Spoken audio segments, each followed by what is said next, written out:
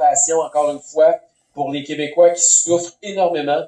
Puis je parle pas juste des gens là qui sont des victimes du virus, mais je parle beaucoup des Québécois qui sont confinés et qui ont de plus en plus de difficultés à passer au travers cette crise-là.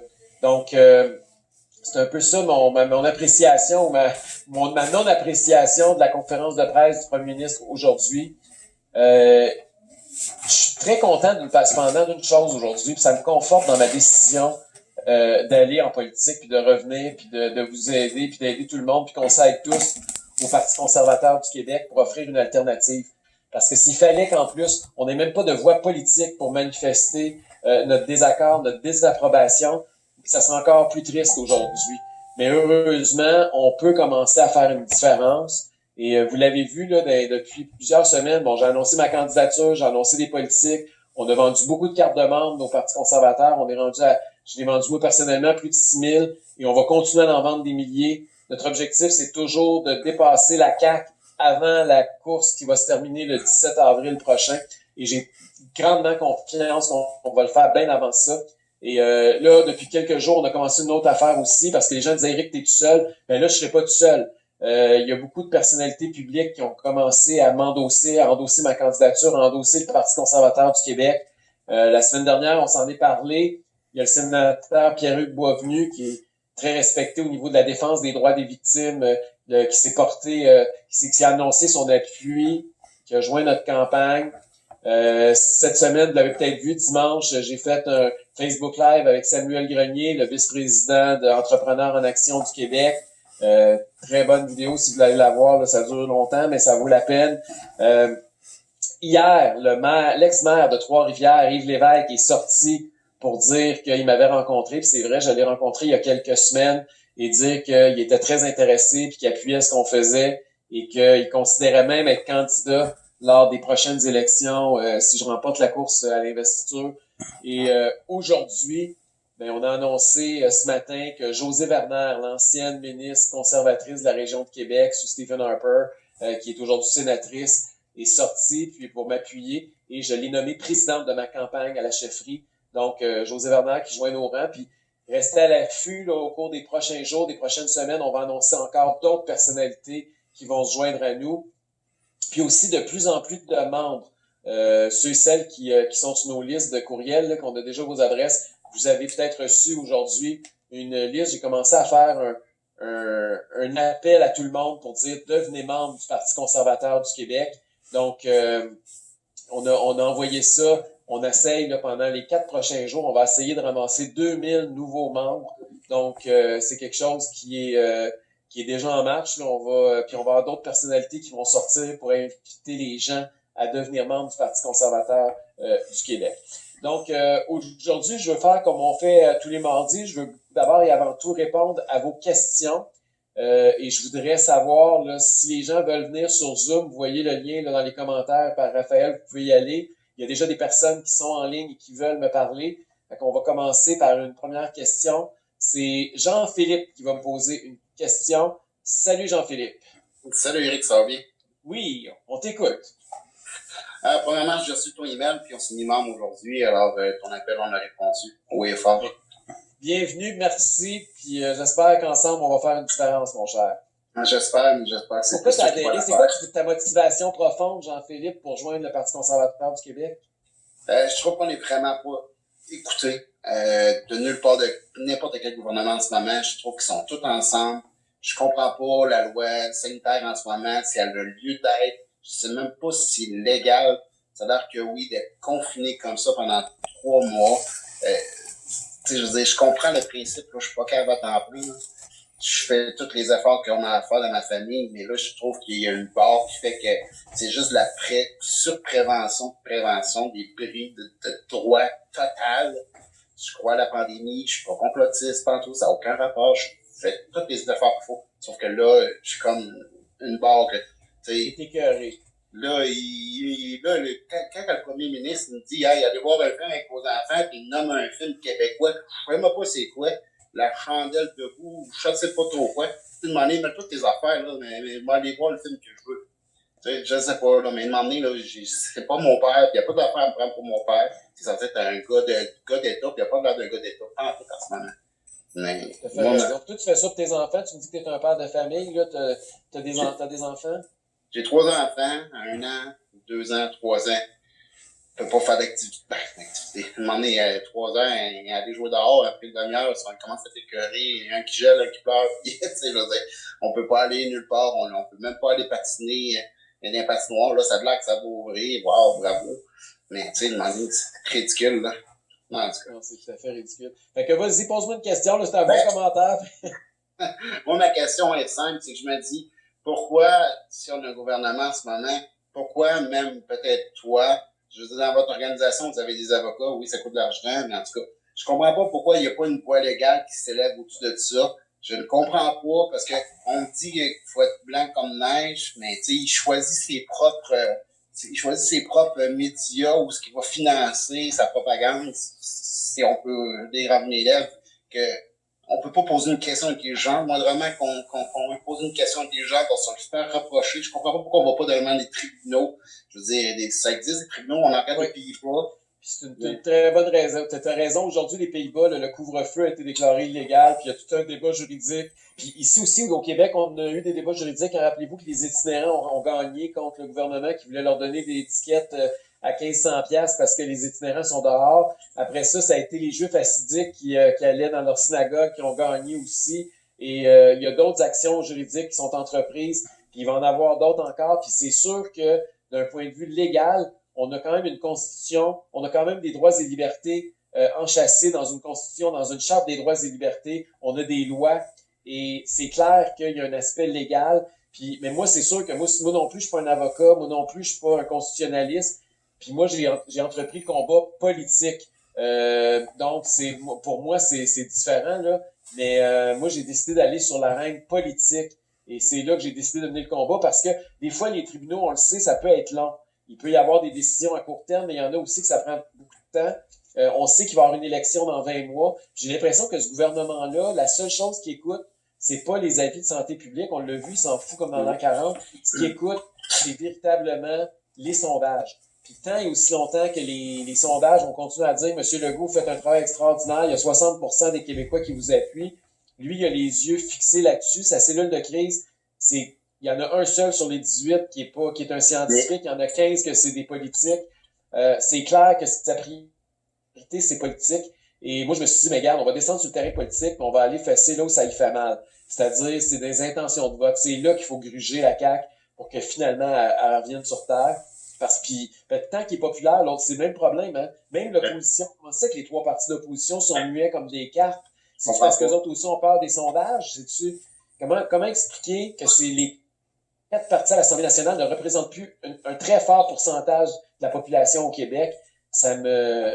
Moi, ça me dépasse, puis je me suis dit, ben, regarde, ils en veulent pas, mais on va en offrir une alternative. Mais pourquoi les sondages qui parlent, là, qui sont si bons, puis tu les quittes, là, c'est quoi la moyenne des âges? Les autres, les moyennes des âges de ceux qui votent qui sont pas? Parce que moi, ce que j'entends, moi, j'ai 41 ans, là. Dans tous mes amis qui sont 41, qu'on travaille énormément, puis tu les quittes, je veux dire, dans toute ma moyenne d'âge, là, que je connais, j'en connais pas un maudit. Que oui, j'ai voté la CAQ, j'étais pour le changement, puis je pensais que c'était un vent de changement, mais j'ai frappé un mur solide, puis je suis pas le seul, puis je comprends pas, ils donnent pas les âges, les âges, hein, tu sais, c'est sûr que t'as raison que l'âge varie beaucoup, puis c'est normal. Ouais. Les personnes âgées, ils ont raison d'avoir peur. C'est sûr que le virus frappe, on le sait depuis un an, là, depuis que c'est arrivé en Italie, avant même que ça arrive ici, on le sait que c'est les personnes âgées qui sont ciblées et pour qui la COVID, c'est plus dangereux. Mais c'est vrai que on a l'impression que les jeunes familles, peut-être que toi, t'es dans la pire des situations. Je pense que les premières victimes, c'est les enfants, puis évidemment les parents qui ont des jeunes enfants qui sont pris avec ça. C'est inhumain. C'est pour ça aujourd'hui, je sais que j'ai utilisé un gros mot sur les réseaux sociaux. Tantôt, j'ai écrit que François Legault, pour moi, c'est un sans-cœur. Puis je le pense vraiment. Puis c'est pas, je veux pas que ça soit personnel, là, mais à un moment donné, là, il faut que tu écoutes la souffrance du peuple. Là. La détresse psychologique, on la voit autour de nous autres. Les centaines de milliers de Québécois qui perdent leur job, on le voit. Des entrepreneurs qui sont en train de faire faillite, on les entend, on les connaît. On voit des jeunes à l'école qui souffrent, qui sont en train de décrocher. Même la semaine passée, on a vu des chiffres entre 20 et 30% d'échecs scolaires, une grosse croissance au niveau secondaire. Je veux dire, ça, c'est beaucoup de souffrance. C'est pas normal qu'un enfant de 10 ans, tu l'empêches de voir ses amis, que tu l'empêches d'aller jouer au hockey, alors que la COVID est 4 à 7 fois moins dangereuse que la grippe pour cet enfant-là. Il y a quelque chose de totalement inhumain, sans cœur dans l'approche gouvernementale et technocratique actuelle. Là. Mais quand tu empêches les enfants de jouer au hockey dehors, c'est que là, il y a un méchant problème. Ben oui. Dans quelle planète qu'on vit, là? On est dehors, il fait moins 25. Tu sais, je veux dire, ils vont jouer 8 personnes sur une patinoire, la police arrive. En tout cas, je suis déconnecté. Écoute, je vais laisser la chance aux autres. Je te remercie. C'est moi qui te remercie, Jean-Philippe. T'es le premier qu'on fait. C'était un test. Ah ouais. Là, c'est la première fois qu'on fait une question live avec des gens qui sont sur Zoom. Puis d'ailleurs, merci Jean-Philippe. Bonne soirée. Puis, prends soin de ta petite famille. Merci. Écoute, les gens qui veulent nous joindre sur Zoom, je vous ai dit tantôt, là, vous pouvez aller en bas de l'écran, vous pouvez aller dans les commentaires, cliquer, puis aller sur Zoom. Puis Raphaël va m'indiquer, il y a des gens déjà qui sont là. Ceux qui sont déjà sur Zoom, vous pouvez aller en bas dans la barre, là, il y a une main levée, là, c'est Raise Hand, c'est en jaune, vous pouvez double-cliquer là-dessus. Puis au fur et à mesure que vous voulez poser vos questions, Raphaël va vous reconnaître. Puis sinon, ben, je reçois beaucoup de questions aussi par écrit, donc je vais aussi lire les commentaires puis les questions comme je fais à toutes les semaines. Je vais commencer par J. Dallaire qui nous écrit « Bon coup d'être allé chercher José Vernard, bravo à vous, à toute l'équipe. » Ben, merci Julie, puis on est très contents nous autres aussi d'avoir José Vernard avec nous autres. Carmen va dans le même sens, elle m'écrit « Je suis heureuse que tu as José Vernard. Je veux un PCQ à Longueuil. » Je vais me présenter ben écoutez, Jean-Carmen, si vous voulez vous présenter, on va se reparler sûrement dans les prochaines semaines. Je vais me faire élire d'abord, on ne choisit pas les candidats avant d'être élus. Mais soyez assurés d'une chose, même si vous n'êtes pas candidat, il va y avoir des candidats dans toutes les circonscriptions du Québec. Pour le Parti conservateur, inquiétez-vous pas, vous allez avoir un candidat dans votre coin si c'est pas vous. J'ai Julie Simard qui m'écrit « Il faut que les jeunes secondaires reviennent à temps plein. Un jour sur deux, ça marche pas à long terme. Ils sont là depuis octobre. Les jeunes sont démotivés, les enseignants aussi. » Merci beaucoup, Julie, de votre question. Puis c'est exactement le sens de ce que je disais par rapport aux enfants tantôt. Puis j'ai même lu un commentaire, quelqu'un m'a écrit, une mère de famille m'a écrit aujourd'hui pour me parler de sa fille qui veut plus aller à l'école, qui est au secondaire. C'est une journée sur deux, mais imaginez que pendant les récréations, quand ils les envoient dehors, là, c'est rendu que les enfants, non seulement sont obligés d'être masqués, mais en plus, ils ont plus le droit de parler pendant leur récréation à leurs amis. Il faut qu'ils communiquent avec des signes. Ils leur ont dit que c'était trop dangereux, puis là, ils leur parlent des variants. Ils terrorisent les enfants. Sa fille a rendu qu'elle aime plus ça. Elle sent comme ça s'en va en prison au lieu d'aller à l'école. Et là, elle a demandé à sa mère de lâcher l'école. Imaginez-vous, là, t'as un enfant secondaire 3 qui vient chez vous le soir. C'est une des premières de classe. Elle revient à la maison le soir. Puis elle dit, maman, je veux décrocher de l'école parce que j'ai l'impression d'aller dans une prison plutôt que dans une école. Ça va être beau tout à l'heure. Anne Langlois nous écrit « Il faut parler de la censure qui s'installe de plus en plus. Ce n'est pas acceptable en pays démocratique. » Anne, je vous comprends totalement. D'ailleurs, j'ai trouvé ça très cynique, le commentaire du premier ministre en fin de semaine. Hein, notre grand défenseur de la liberté d'expression. Je ne sais pas comment il fait pour écrire ça sans rire, parce que j'avais l'impression, quand je disais ça, au début, je pensais que c'était une blague. Je me disais, ça se peut pas. C'est pas sur la page Facebook du premier ministre du Québec. Puis là, il part d'un cas de l'Université d'Ottawa, puis là, il dénonce la censure parce qu'ils peuvent pas prononcer le mot « N ». Mais lui-même, au Québec, depuis des mois, il y a le Collège des médecins qui censure les médecins, puis ça, il regarde ailleurs. Tous ceux et celles qui critiquent son gouvernement, on se fait traiter de récalcitrants, de covidios, de complotistes, de n'importe quoi, de désobéissants. Et ce même premier ministre-là, moi-même, je vous l'ai dit, là, ils m'ont empêché d'aller faire une conférence dans un cégep. J'ai écrit à sa ministre McCann, j'ai même pas reçu un accusé de réception. Ces gens-là, ils accusent Radio X de tous les noms. Ils ont enlevé la publicité du gouvernement parce qu'il y avait un média qui osait pas répéter la cassette du gouvernement. Puis il sort publiquement pour essayer de s'imposer comme le grand défenseur de la liberté d'expression. On aura tout vu. OK. Je vais continuer avec vos questions là, parce que j'en ai une tonne, là, puis je veux essayer d'en faire le plus possible. Daniel Lahem écrit « Annoncer la réouverture des restaurants et des PME ». Ben, on aimerait bien ça, puis c'est exactement ça qu'il faudrait faire, puis vous avez raison, Daniel, mais malheureusement, c'est pas ce que le premier ministre avait à nous suggérer aujourd'hui. Au contraire, Il nous a annoncé que ça va être fermé encore plusieurs semaines. Puis c'est ça qui est déprimant, puis qui est démoralisant, puis qui fait qu'on est à bout aussi. C'est que on nous donne des lueurs d'espoir. Rappelez-vous à Noël, hein? Ah, faut faire des sacrifices. Bon, c'était confiné à partir du mois d'octobre. Puis là, à Noël, on va avoir des rassemblements, puis ci, puis ça. Puis là, c'était après ça, oups, non, ça sera pas ouvert pour tout. Ça va être juste 4 jours. Après ça, c'était rendu 2 jours. Puis après ça, c'était rendu 0. Et là, c'est la même chose avec les restaurants. On espère toujours que ça va rouvrir. Ils nous avaient dit cette semaine qu'ils annonceraient des bonnes nouvelles. On s'attendait à ce que ça rouvre le 22. Mais là, malheureusement, ça a bien l'air que ça va être encore une fois au calendrier. Puis ce qui est encore plus décourageant, c'est qu'on voit que tranquillement, nos voisins, eux autres, ils se déconfinent. On voit qu'aux États-Unis, il y a un paquet d'États qui sont totalement déconfinés. On voit aussi que même dans d'autres provinces, c'est déconfiné. Même en Ontario, je voyais que ça commence, là, à Toronto aujourd'hui. Puis nous autres, ben, on se fait annoncer encore le contraire. Puis il n'y a pas de chiffre. Vous avez remarqué que François Legault vous a pas dit aujourd'hui là, qu'il faudrait atteindre tant de cas par jour pour pouvoir faire ça, ça, ça. Non, non, non. Il nous avait dit ça avant, puis aujourd'hui, on est en bas des cas qu'il nous avait dit, puis il continue à s'obstiner à pas rouvrir. Puis il y a toujours une excuse. Des fois, c'est parce c'est parce qu'il y a des touristes Tata qui vont revenir au Québec, ça va être bien dangereux. Les touristes Tata sont revenus, puis les cas, ils ont continué à descendre. C'est à cause de la semaine de relâche. Ils nous avaient dit ça au printemps l'année passée, jusqu'à temps qu'on se rende compte qu'il y avait plus de monde qui partait de Toronto, de Pearson, que tout le Québec au complet. Puis ça n'avait rien à voir avec la semaine de relâche. Là, cette année, ils veulent encore nous faire peur avec la semaine de relâche. Là, après ça, ils nous parlent des variants. Alors qu'on voit que même en Angleterre, là, supposément, le variant britannique, mais même en Angleterre, on voit que les cas baissent. Fait que c'est très difficile à comprendre les excuses qu'ils nous donnent, les fausses excuses. Il n'y a jamais vraiment de science. C'est toujours à la voix comme je te pousse, à l'à peu près. Puis la conclusion, c'est toujours, faut vous confiner, faut vous mettre un couvre-feu. Moi, honnêtement, je m'attendais aujourd'hui à ce qu'ils disent, on commence à déconfiner, que nos régions passent en orange ou en jaune, puis que le couvre-feu, ben malheureusement, ça soit chose du passé. Mais ça sera pas ça. Alexandre me demande si tu étais premier ministre, est-ce que les masques seraient toujours obligatoires?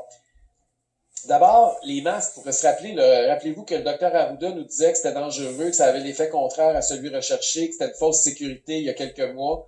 Ensuite de ça, ils l'ont mis obligatoire en plein mois de juillet alors qu'il n'y avait pas de cas. Puis j'ai vu la flambée après ça cet automne. Je sais pas si le masque a empêché tant de cas, de combien, on le sait pas. Mais moi, j'ai toujours pensé que les gens sont responsables. J'ai toujours pensé qu'il faudrait donner la responsabilité aux individus plutôt que d'être paternaliste, d'essayer d'avoir un gouvernement qui décide pour tout le monde puis qui vous parle comme si vous étiez des enfants de 2 ans. Vous savez qu'en Suède, là, on prend souvent l'exemple de la Suède, là, en Suède, le seul endroit où le masque est obligatoire, c'est dans les transports publics. Je pense qu'il est recommandé, je suis même pas sûr qu'ils disent au monde qu'ils sont obligés de le porter. Puis, tu sais, vous êtes du monde intelligent, là. Les Québécois, là, on n'est pas tous des caves à temps plein, là. Y a-tu quelqu'un qui veut aller voir sa mère puis la contaminer? Y a personne qui veut tuer du monde. Je veux dire, c'est bien évident que c'est pas ça que les gens veulent faire. Donc, il va falloir qu'à un moment donné, là, on responsabilise les gens, puis les gens vont bien agir. S'ils nous disent, gars, vous pouvez aller souper avec des amis, ben mettons, avec un couple d'amis, ben assurez-vous de garder une distance, lavez-vous les mains, ouvrez même les fenêtres de temps en temps pour faire circuler l'air. Tu sais, qui nous donnent des trucs, qui nous disent toutes sortes de choses. Mais non, c'est pas ça qu'ils choisissent de faire. Là, je sais que là, il y a 14 personnes qui sont rendues sur le Zoom qui veulent poser des questions. Si vous voulez poser une question, je vous le rappelle, il faut que vous ayez en bas, puis appuyez sur Raise Hand, levez la main, là.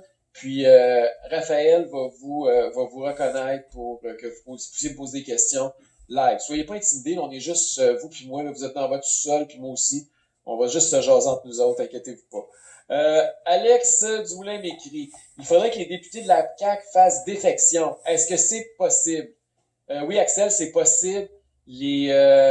Les députés peuvent passer d'un parti à l'autre. D'ailleurs, je sais que le Parti conservateur, historiquement, avait une politique en disant qu'on était contre ça parce qu'on disait que mais ça se fait capoter. Les guidons politiques, qui parlent d'un parti à l'autre. Je suis d'accord avec le principe. On devrait l'interdire.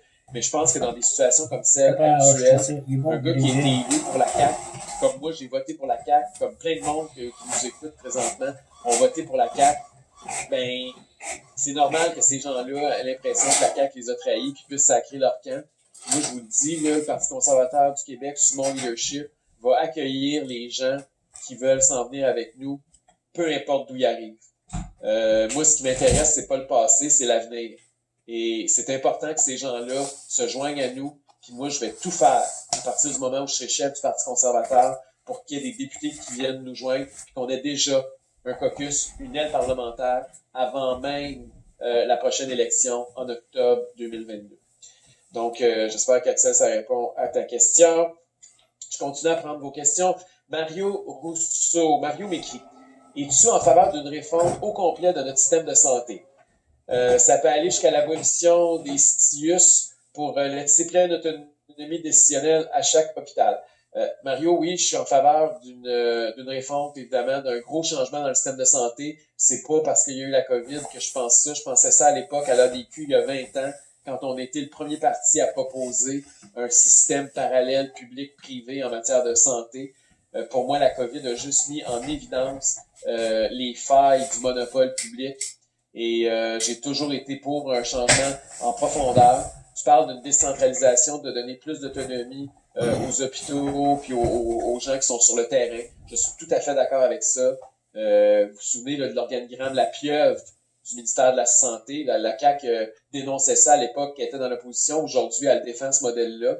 Mais moi, je suis encore contre ce modèle-là. C'est pas normal quand des gens qui ont 8, 9, 10 boss au-dessus de leur tête, avec une pyramide qui finit plus, puis où il y a beaucoup de chefs, puis il n'y a pas d'Indiens sur le terrain, ou on manque d'Indiens, il y a quelque chose qui ne marche pas, qui ne fonctionne pas dans ce modèle-là. Ensuite de ça, puis par rapport au CIUS, je veux te répondre que je vais nommer au cours des prochaines semaines, là, j'ai dit que j'allais faire 7 tables de réflexion là, avec des gens qui vont présider, des personnalités que vous connaissez. Et il va y avoir des médecins notamment, puis des gens du milieu de la santé sur cette table-là. Et je vais laisser les gens le développer exactement ce qu'on va proposer. Je vous avoue franchement puis candidement que je suis pas un expert du système de la santé, je suis pas un médecin, je suis pas non plus un gestionnaire du réseau de la santé. Donc, je veux m'entourer de gens qui vont bien nous conseiller, mais la direction vers où on va aller, elle est claire. Autre question. Julie Bolduc-Fortin: trouver un moyen d'enlever le couvre-feu et nous redonner nos libertés, encourager le monde à monter leur système immunitaire. Il y a beaucoup d'éléments là-dedans. Vous avez raison, Julie, là, c'est inacceptable, ce couvre-feu-là. D'autant plus qu'on a remarqué qu'ailleurs dans le monde, dans le couvre-feu, normalement, c'était soit ils mettaient le couvre-feu ou soit ils mettaient le confinement. Je donne l'exemple, quand en France, ils ont adopté un couvre-feu, c'était pour s'assurer que les gens, quand ils allaient au resto, ils buvaient pas trop puis dans les bars, puis ils se saoulaient pas, puis qu'il y avait moins, là, la proximité était plus grande, donc c'était pour éviter ça. Fait qu'ils leur mettaient 1 heure pour être sûr qu'ils sortent du restaurant à 7 heures ou à 8 heures le soir pour qu'ils rentrent chez eux. Mais là, ce qu'on voit, c'est que nous autres, on a eu les deux. Comme si à 8 heures le soir, si t'as pas de chien, là, quand tu sors, t'es bien dangereux. Moi, ça a l'air que je suis pas dangereux, je dois pas être dangereux parce que j'ai un chien, fait que moi, j'ai le droit de me promener. Mais ceux qui ont pas de chien, eux autres, ils ont pas le droit. Il y a Marc Brière qui me demande: est-ce que Dominique Moret va être candidat du Parti conservateur du Québec? Faudrait poser la question, il ferait un mot du bon candidat. S'il veut être candidat, moi, je suis bien ouvert à jaser. C'est une bonne suggestion, Marc. Merci de nous avoir envoyé ça. Je vais continuer à prendre vos questions. Karine Fortin m'écrit: il faut que nos jeunes retrouvent leur sport, profil, école, sport, et aussi leurs amis. Il faut enlever les masques pour tous les jeunes lorsqu'ils sont assis ou lorsqu'ils sont dehors. Il faudra avoir plus d'écoute et de psychologues directs dans les écoles pour éviter des situations telles que ce qui s'est passé à Drummondville et sûrement ailleurs. On n'en a pas entendu parler. Ça, je pense que c'était le pacte de suicide de 3 jeunes là, dont vous parlez, Karine. Là. Puis la détresse psychologique des jeunes, on en entend beaucoup parler. Vous savez, les pédiatres sont encore sortis récemment. J'ai même vu que Pierre Lavoie était sorti. Hein, ça m'a surpris parce que il y a quand même beaucoup de liens avec le gouvernement. Il y a beaucoup de programmes qui sont associés au gouvernement. Que ce gars-là ait le courage de dénoncer le fait que le gouvernement empêche les enfants du Québec de faire du sport. Je lève mon chapeau. J'ai trouvé ça très courageux de sa part. Je trouve ça très courageux de la part des pédiatres. Je vous rappelle que au Québec, c'est pratiquement les seuls médecins qu'on entend sur la place publique et qui sont pas muselés. Je veux le souligner, c'est important de le rappeler.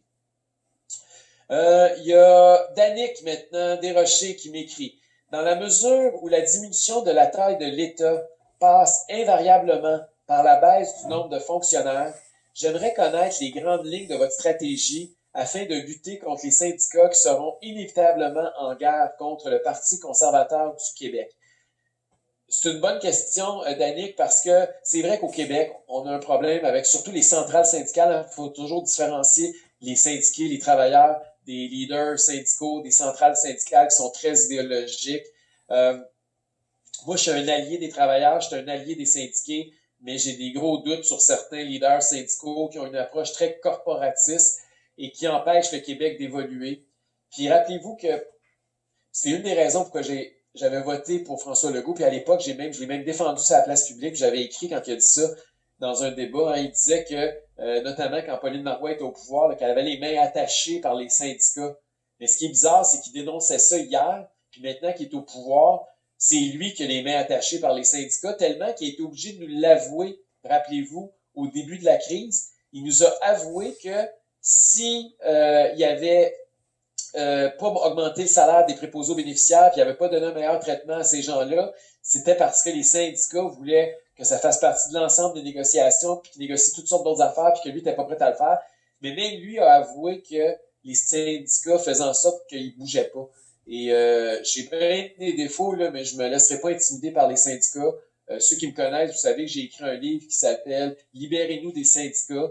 Puis si je suis capable de passer de la théorie à la pratique, croyez-moi, je vais être la bonne personne pour le faire, puis je vais m'entourer de gens qui pensent comme nous là-dessus. Puis l'idée, là, c'est pas d'être contre le fait que les gens puissent avoir une organisation qui négocie leurs conditions de travail. Ça, c'est tout à fait démocratique.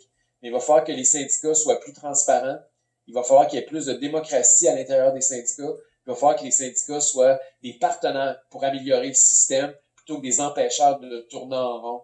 Puis des gens qui défendent la médiocrité puis le statu quo. C'est juste ça le message, moi, que j'aurai envers les centrales syndicales si jamais on accède au pouvoir aux prochaines élections. OK, on continue à prendre des questions. J'ai François Legrand qui nous écrit. Montrer aux Québécois ce qui se passe ailleurs pour leur faire comprendre que la CAQ les manipule à tour de bras. Ah, il nous écrit de la Floride. Il dit, ici en Floride, il y a plusieurs caquistes qui viennent, ils vont se mettre à appeler la police de la Floride pour dénoncer les gens qui n'ont pas de masque, qui respectent pas la distanciation. On trouve ça drôle, mais en même temps, c'est d'une tristesse sans nom. Parce que moi, je pensais jamais honnêtement vivre ça dans un État démocratique comme le Québec, qui a une longue tradition de voir un gouvernement qui dit, si vous voyez votre voisin en train de recevoir son beau-frère à souper samedi soir, appelez la police pour qu'on aille porter une contravention de 1500 $. C'est fou, là. D'inviter les gens à être des délateurs, de dire, on a vu 2 enfants sur la rue qui habitent pas à la même adresse puis qui jouent au hockey dans la rue, puis on va appeler la police pour que les parents reçoivent des tickets. Voyons donc. Il y a quelque chose de complètement fou. Les policiers, là, je suis sûr que les policiers, c'est des êtres humains comme nous, c'est des pères de famille, des mères de famille comme tout le monde. Pensez-vous vraiment qu'ils ont été faire leur cours pour être policiers, pour donner des contraventions à des gens qui reçoivent leur mère ou leur père à souper, ou des enfants qui jouent au hockey dans la rue? Ils sont là pour chasser des criminels. Puis nous autres, notre gouvernement a détourné leur mandat, puis les envoie distribuer des tickets à des gens qui sont désobéissants et qui sont des récalcitrants. François, il y a une autre question, il dit cool. Pour ce qui est de la demande de faire augmenter le nombre d'adhérents au Parti conservateur du Québec, Samuel Grenier en a parlé avec toi. Commence à instaurer des rencontres Internet partout au Québec, comme tu le fais pour le mardi soir. Et je crois qu'en faisant ceci, tu planteras une graine qui fera apparaître un arbre très gros. Ben écoute, François, on le fait déjà. On fait une tournée du Québec. D'ailleurs, vous pouvez aller sur ericduhem.québec. Il y a un onglet événements et vous allez voir toutes les dates là, dans quelle région on va être. Demain, on est au Saguenay-Lac-Saint-Jean.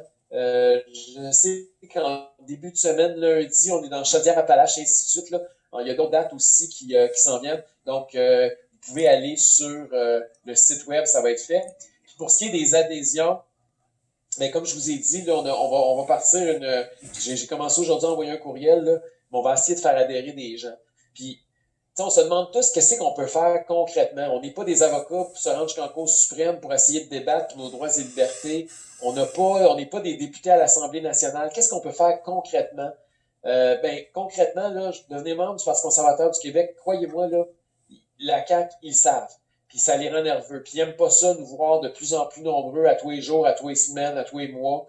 Et vous êtes en train d'envoyer un puissant message. Le jour où on va avoir un parti qui a eu 1,5% des votes aux dernières élections, qui va avoir plus de membres, plus de militants, plus de monde actif sur les réseaux sociaux que le gouvernement, le parti du gouvernement, puis le parti de François Legault. Je peux vous dire une affaire, François Legault, il va arrêter de nous confiner, puis nous confiner, puis nous confiner, puis nous imposer des couvre-feux. Un moment donné, là, ça va allumer, puis à un moment donné, il va voir ses flèches de sondage, au lieu de pointer vers le haut, puis être dans le vert, il va y voir dans le rouge, puis il va y voir qu'il plante pas à peu près.